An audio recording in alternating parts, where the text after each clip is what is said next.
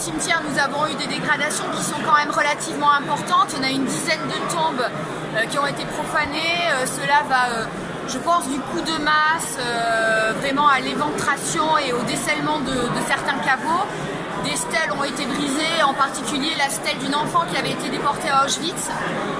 Donc véritablement aujourd'hui, après la stupeur et l'effroi, on est en train d'aider au maximum les autorités et la police pour leur donner un maximum d'indices et que la lumière soit faite véritablement sur cette affaire, puisqu'on a pu constater que même s'il n'y avait pas de tag à connotation antisémite, le cimetière juste en face catholique évidemment, et j'ai envie de dire heureusement, n'a pas été touché.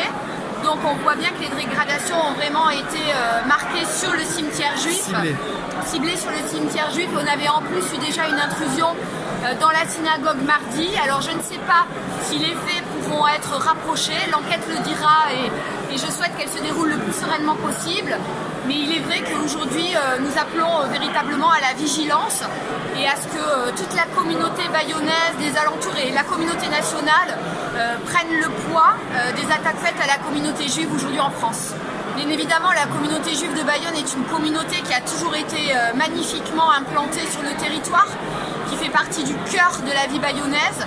Nous n'avons jamais subi d'attaque aussi violente sur le cimetière, donc évidemment nous sommes très choqués, mais nous sommes des juifs bayonnais, des Français avant tout.